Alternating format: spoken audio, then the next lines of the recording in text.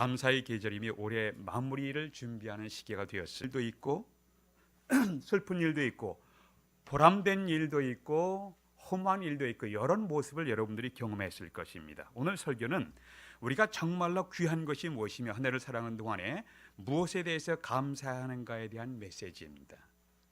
오늘 성경 말씀 제가 다시 읽겠습니다. 말할 수 없는 그의 은사를 인하여 하나님께 감사하노라. 여기서 말할 수 없다는 것은 말이 금지됐다는 것이 아니라 말로 표현할 수 없는 선물이라는 것이에요.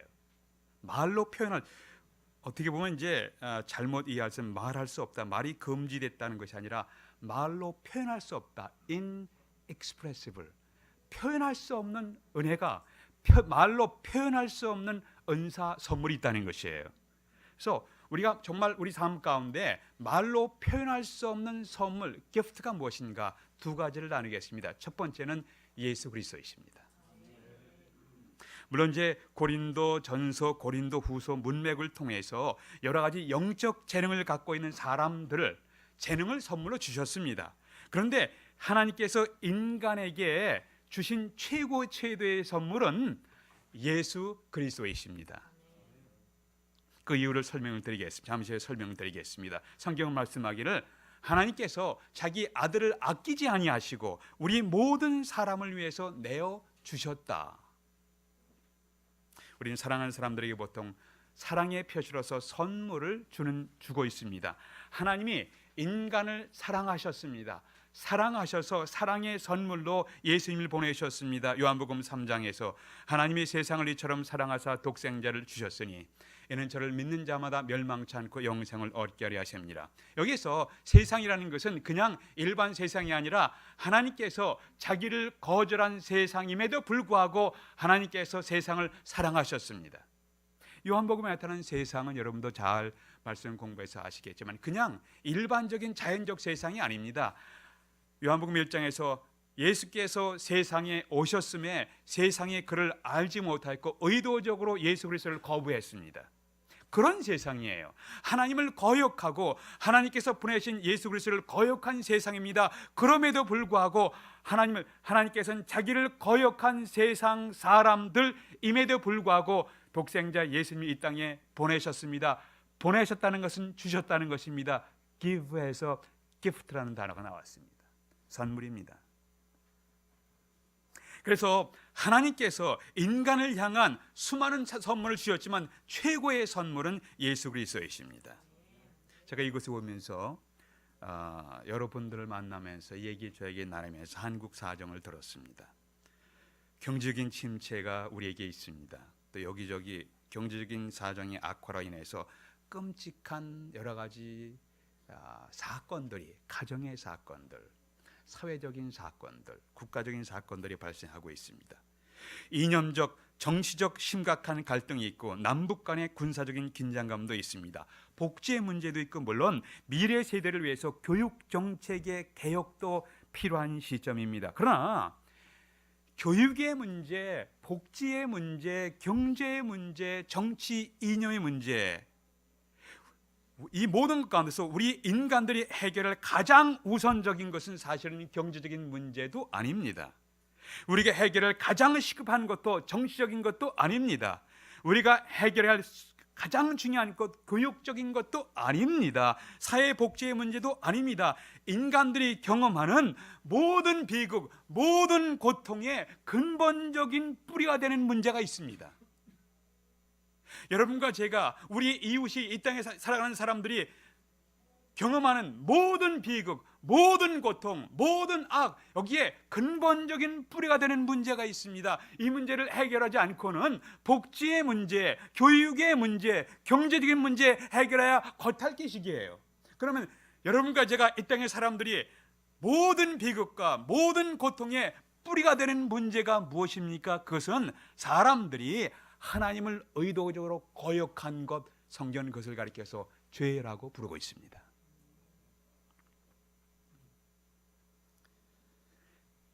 인간들이 경험하는 모든 고통, 모든 비극의 근본적인 원인은 그것은 경제, 정치, 복지, 교육에 매서는 것이 아니라 하나님과의 관계가 깨어졌습니다. 우리가 의도적으로 하나님을 거절했습니다. 거역했습니다. 성경을 읽어서 죄라고 부르고 있습니다. 어떤 사람들은 왜 기독교에서는 사람들을 좀 칭찬하고 사랑하고, 물론 성경에 사랑의 메시지도 많이 있습니다. 근데 왜 죄의식을 심어줍니까? 그런 것 없이 그냥 사랑만 외치면 얼마나 좋겠습니까? 그런데 사랑만 외친다고 해결되지가 않습니다. 근본적인 이 루트 프로블럼, 근본적인 문제를 성경이 지적하고 있습니다. 진단하는 것이 무엇이냐? 그것이 하나님을 거역한 죄의 문제입니다. 이것은 지금 내가 경험하는 모든 교통사고, 질병, 각종 비극이 내가 행한 직접적인 죄의 결과라고 말할 수는 없어요. 그렇게 정지하지도 마세요. 그것은 하나님만 아시는 원인이 거기 있습니다. 그러나 모든 것, 모든 고통, 모든 비극의, 모든 불행의 궁극적인 문제는 우리가 하나님을 거절한 죄의 문제에서 나오고 있습니다. 그러기에 성경은 인간의 죄 문제 해결을 우선적으로 요구하는 것입니다. 하나님을 거역한 죄 문제의 해결이 없이 인간에게 소망이 없습니다. 에베소서에서도 사도 바울도 우리가 그리스도 바깥에 있을 때, 그리스도 바깥에 몰랐을 때는 우리에게 소망도 없고 세상에 소망도 없고 하나님도 없고 언약의 백성들에게서 외인이고, 여러분 잘 먹고 잘 살면은 모든 불행과 고통에서 완전히 면제됩니까? 교육을 잘 받으면은 물론 도움이 되겠지만은 모든 고통과 모든 불행에서 완전히 면제됩니까? 정치를 잘하면은, 복지를 잘하면은 자살도 없어지고 모든 고통과 불행에서 다 면제됩니까? 이런 것이 물론 필요합니다. 필요하지만 하나님 앞에서 우선적으로 해결할 것은 우리가 하나님을 거역한 죄의 문제입니다. 그래서 이렇게 모든 비극의 뿌리가 되는 죄의 문제라면은 성경이 이렇게 진단했다면 이 문제에 대한 해답이 있어야 합니다. 그 해답은 무엇입니까? 예수 그리스도이십니다. 그래서 성경이 예수 그리스도를 강조하는 것이에요. 우선적으로 나의 삶 가운데 물론 경제 문제도 도움이 되겠습니다. 복지도 필요합니다. 교육도 필요합니다. 정치적 문제도 필요합니다. 그러나 이 모든 것보다 하나님 앞에서 우선적으로 고백하고 해결할 것은 무엇입니까? 그것은 죄의 문제고 그 문제에 대한 대답을 성경이 분명하게 제시하고 있습니다. 그분은 예수 그리스도이십니다. 외형적으로 십자가를 걸어놨다고 해서 다 교회는 아니잖아요. 사람들이 복음에서 벗어난 다른 메시지들, 사람들의 귀를 즐겁게 하고 그냥 사람들 많은 편안하게 하는 것이 좋은 메시지인 줄 착각합니다. 암에 걸렸으면 진단한 다음에 정확한 그 부분을 치료하고 도려내야 거기서부터 진짜 치료가 시작됩니다. 예수님은 나는 생명의 떡이니 내게 오는 자는 결코 줄이지 아니할 것이요 나를 믿는 자는 결코 목마르지 아니하리라. 사람들의 영혼이 목말라 하고 있습니다. 물질적인 풍요함이 있죠. 근데 물질적인 풍요함이 우리의 영혼에 대한 대답을 주지 못합니다. 그러나 예수 그리스도를 발견하시면 그런 영혼에 대한 목마름을 주님께서 해결하십니다. 나는 생명의 떡이니 내게 오는 자는 결코 줄이지 아니할 것이요 나를 믿는 자는 결코 목마르지 아니하리라. 이것은 예수 그리스도를 믿는 순간 내 영혼에 또 모든 문제가 다 일시적으로 해결된다는 아니에요. 물론이요. 그러나 우리가 예수 그리스도를 믿는 순간 영혼의 갈증과 주림이 해결되었는데 그 순간 예수 그리스도 안에 있는 진리가 있습니다. 예수 그리스도 안에 있는 지혜가 있습니다. 예수 그리스도 안에 영원한 생명이 있습니다. 예수 그리스도 안에 천국에 대한 소망이 있습니다. 이것을 발견한 사람은 삶의 어려움과 고통 가운데 이제 예수님을 제외시키고 다른 곳에서 영혼의 만족과 지혜와 생명을 찾지 않는다는 것이에요. 왜냐하면 그리스도께서 내 영혼과 삶에 대한 대답이시기 때문에 그렇습니다. 그래서 사도 바울이 여기에서 나는 말로 표현할 수 없는, 물론 다 은사도 각종 은사 재능도 선물이죠. 그러나 가장 중요한 선물은 예수 그리스도이십니다. 말로 표현할 수 없는 그의 선물로 인하여 하나님께 감사합니다라고 고백하고 있습니다. 저희 친척 형님이 계십니다. 농사를 지셨습니다. 늘 집에 있을 때마다 제가, 형님 이제는 어차피 한 번에 우리가 이 세상을 떠나가야 하지 않습니까? 좀 준비하셔야 하지 않습니까? 이제까지 살아오는 건 수고 많으셨습니다. 그러나 어차피 한 번은 이 세상을 떠난 것이 확실하다면 그 이후를 위해서 좀 준비하셔야 되지 않습니까? 라고 하면 늘 이런 말씀을 하세요. 뭐 이렇게 살다 가면 되지 뭐. 죽은 다음에 뭐가 있는지 그거 어떻게 알아? 그냥 그렇게 말씀하세요. 만날 적마다 부드럽게 말씀을 드리지만은 제가 느끼는 것은 이분이 삶에 대해서 사실 죽음은 확실한 것이 아닙니까? 확실한데 그 이후에 대해서 진지하게 대하려는 것을 회피하세요.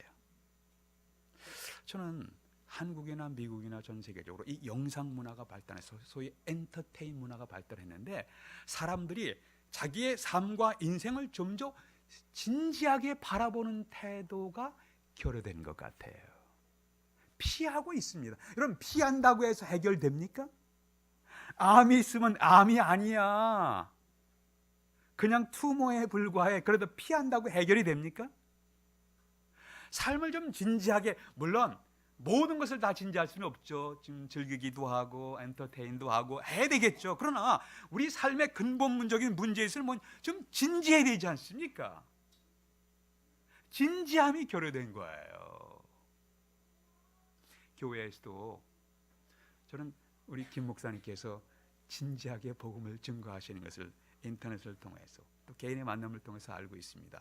여러분, 이렇게 진지하게 복음의 메시지, 핵심 메시지, 복음의 진리를 선포하는 교회가, 죄송합니다, 제가 좀 조심스럽지만 많지 않습니다.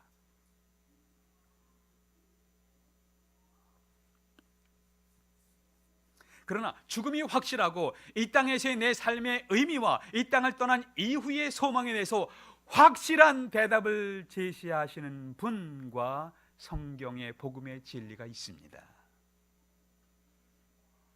이 문제에 대해 성경은 단호합니다. 성경은 이 땅에서 우리가 사모하면서 들어갈 천국의 영광을 분명히 선포하셨습니다. 그리고 우리가 이 땅에 살아가면서 지옥의 고통을 피해야 된다는 것을 거듭 강조하셨습니다. 이 땅 위에 살아갔던 분 가운데, 인간 가운데 천국의 영광과 지옥의 고통을 가장 많이, 가장 확실하게 선포하신 분이 있습니다. 누구이십니까?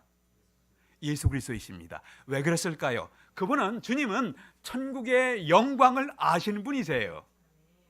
예수님은 지옥의 고통을 아시는 분이십니다. 그래서 그분이 거듭 강조해서 회개하라, 천국이 가까웠느니라, 거듭 강조하시면서 확실하게 반복적으로 외치셨습니다. 주님은 천국의 영광을 아세요. 주님은 우리가 피해야 되고 가지면 안 되는 지옥의 고통을 아십니다. 그래서 거듭 회개하라, 천국이 가까웠느니라.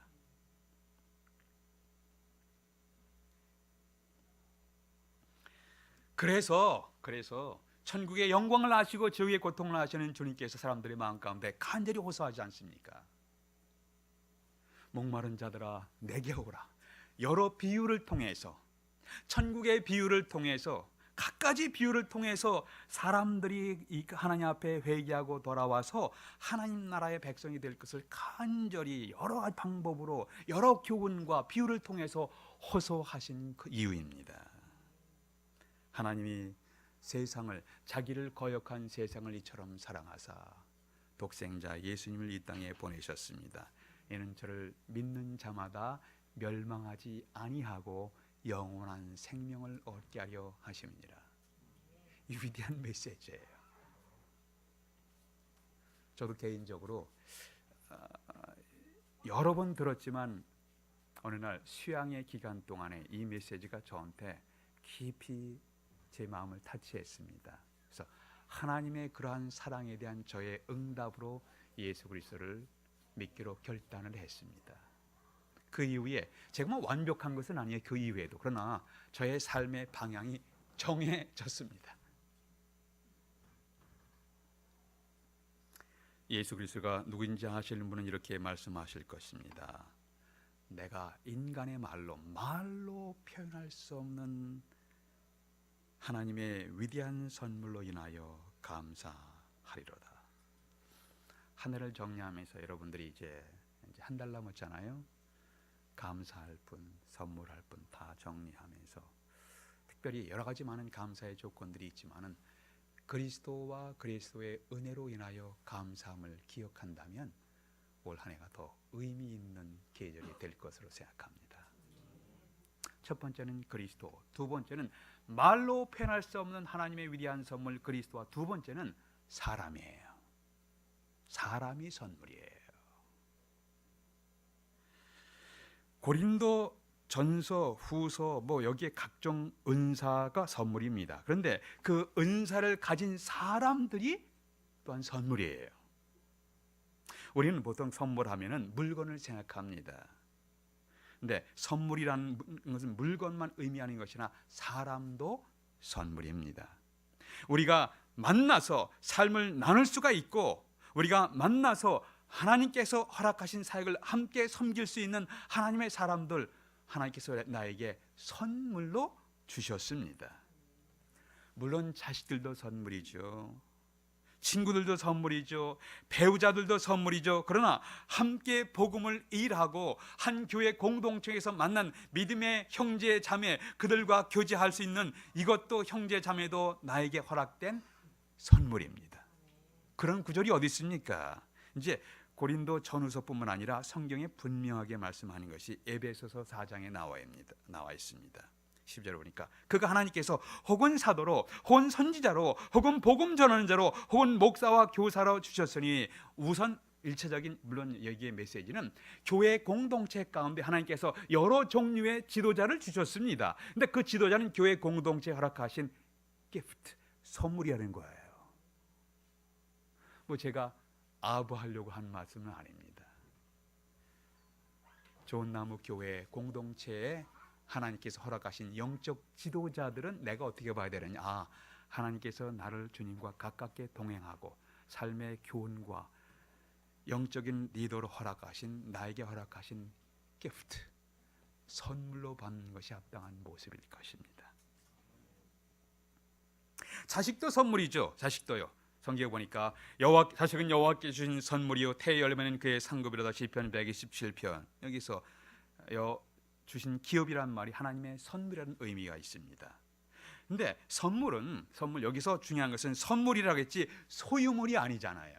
근데 우리의 경향은 죄송합니다 이런 표현을 써서 아이 내 새끼 소유의식을 나도 모르게 가져요. 물론 소유의식을 가지면서 잘 주의 교양과 훈계로 양육하는 것은 필요하지만 정확히 얘기하자면 나의 소유물이 아니라 나는 그 아이에 대해서 청직이잖아요. 청직이에요. 일반적으로 사람들은 선물은 즐기면서 선물을 주신 분은 잊어버려요. 그러면 선물이 선물답지가 않아요. 선물을 주신 분께 감사해야 선물도 정말 meaningful, 좀 더 의미가 있는 선물이 됩니다. 일반적으로 사람들이 선물 주신 분은 잊어버려. 선물만 즐기면 오래 못 가요. 에베소 4장에서는 지도자일 뿐만 아니라 교회 형제 자매들을 허락하신 이유가 우리를 온전하게 하고 건강한 하나님 나라의 공동체를 이루게 하기 위해서 하나님께서 교회 공동체 가운데 여러 종류의 형제 자매들을 만나게 하셨습니다. 함께 수고하고 함께 애쓰고 함께 웃기도 하고 함께 아파하기도 하고 함께 기뻐하기도 하고 함께 슬퍼하기도 하면서 격려하고 세워주고 붙들어주고 격려하면서 하나님 나라의 공동체를 이루게 하기 위해서 만나게 하신 그리스도 안에서 형제 자매들은 하나님의 선물입니다. 물론 여기에서 저도 그렇고 우리 가족도 저에게 선물이지만 저도 그렇고 우리 가족들이나 우리 주위의 사람들 그렇고 우리가 다, 저를 포함해서 다 왜곡된 상처받은 선물들이에요. 이 땅에서 하나님께서 오리지널리 주신 선물 그대로 갖고 있는 사람은 없습니다. 우리 모두가 다 상처받고 흠이 많은 선물들이에요. 목사님, 내가 교회에서 만난 아무개 내가 보니까 마음에 안 듭니다. 저 자신도 그 양반이 볼 때 마음에 안 들 수 있습니다. 나도 온전한 선물 못 돼요. 그 양반도 온전한 선물은 아니에요. 우리 모두가 다 흠이 많은 선물들이에요. 우리 모두가 다 서로에게 흠이 많고 아픔이 있고 상처받은 선물들이에요. 그래서 성경적으로 말씀한다면 하나님의 눈으로 볼 때 다 흠이 많은 선물들이기 때문에 나도 흠이 있고 상대방도 흠이 있습니다. 그래서 우리 모두가 다 흠이 있는 형제 자매로 만나서 서로 용서하는 것을 배우고 서로 이해하는 것을 배우고 서로 용납하는 것을 배우고 함께 수고하고 애쓰면서 하나님 나라를 위해서 쓰임받고 복음의 진리를 선포하기 위해서 함께 수고하고 함께 땀 흘리도록 만나게 하신 형제 자매들 선물들이에요.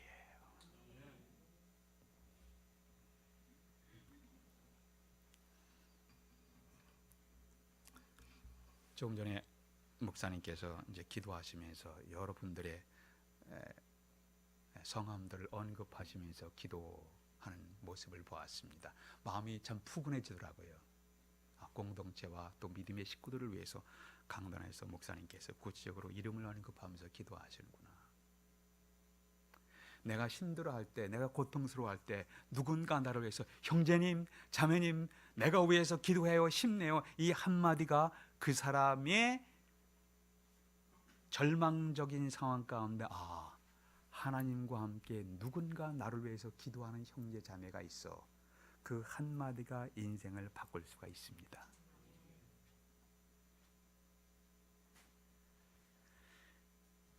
형제 자매가 나와 함께 나는 교제 때문에 실망 가운데 용기를 얻게 됩니다. 주님, 믿음의 형제 자매를 만나서 나로 하여금 삶의 고난을 극복하고 복음을 전하고 하나님의 뜻을 이루는 쓰임받는 도구로 살게 하신 것을 감사합니다. 이것이 여러분과 제가 드려야 할 기도라고 생각되어집니다. 성경에 수없이 나오는 말씀이 있습니다. 무슨 말씀이냐면 서로란 단어예요. one another, each other, 서로 용납하라, 서로 사랑하라, 서로 받으라, 서로 격려하라, 서로 이해하라. 그냥 우리가 다 하나님 앞에서 서면 다 우리가 자기중심적이지 않습니까? 이 땅에서 이기적이지 않은 분이 있습니까? 약간 정도의 차이는 있지만 모두가 다 이기적이에요. 다 자기중심적입니다. 그래서 성경은 서로 받으라고 말씀하지 않냐고 이렇게 표현하지 않으면 그리스도께서 너희를 받으심처럼 서로 받으라. 내가 왜 서로 받아야 합니까? 용납해야 합니까? 주님께서 나를 먼저 용납해 주셨기 때문에 그렇습니다. 서로 용서하라. 어떻게 용서할 수 있습니까? 주님께서 나를 먼저 용서하셨기 때문에 하나님, 아무개 용서가 어렵지만 주님께서 나를 용서하신 그 용서의 은혜를 입고 나도 용서하는 것을 배우게 하시옵소서. 우리는 용서를 배워가는 과정 중에 있습니다. 여러분과 제가 우리 마음 가운데 사랑이 얼마나 많이 있습니까? 사실은 굉장히 이기적이 아니에요. 정확히 얘기한다면 하나님께서 기대하시는 사랑 없어요. 다 죄의 성품에 오염되어 있는 사람들이에요. 그러나 내가 사랑스럽지 못한데도 불구하고 하나님께서 저를 먼저 사랑해 주셨습니다. 그래서 내가 너를 사랑하는 것 같이 너희도 사랑하라. 우리는 사랑하는 것을 배워가고 있는 중이에요.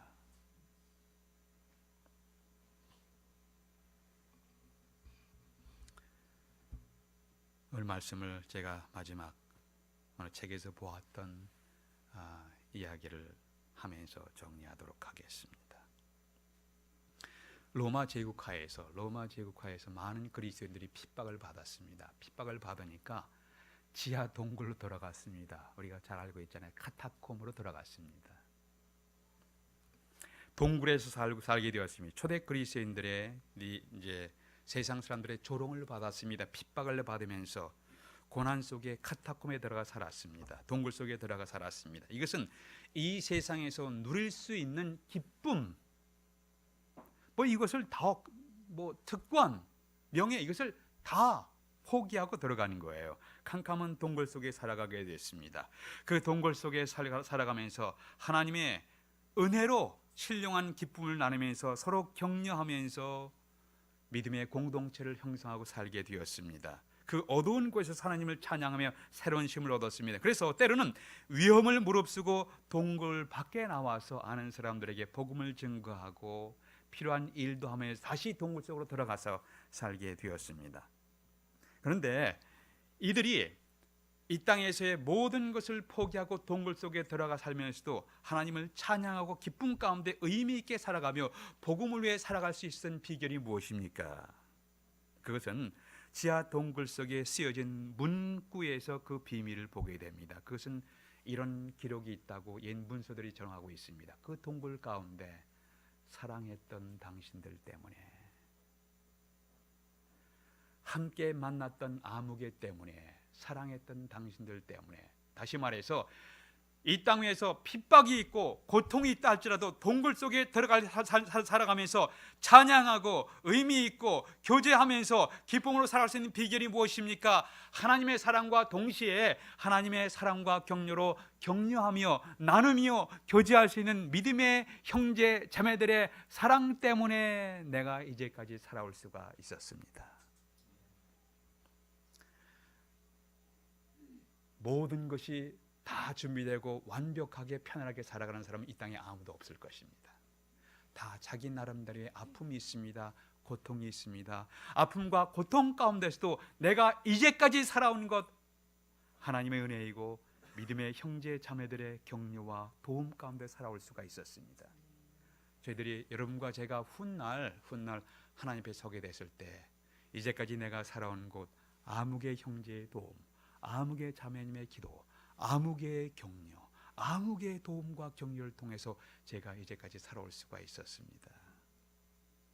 그렇게 고백할 수 있다면 이 땅의 외로움과 아픔과 고통 가운데서도 능히 극복하면서 살아갈 수 있게 될 것입니다. 자매님, 형제님, 당신들과의 만남의 교제가 있었기 때문에 그 많은 나의 어두움과 슬픔의 길을 헤치고 여기까지 올 수가 있었습니다. 형제님, 자매님과의 교제 때문에 가능했습니다. 기도하시겠습니다.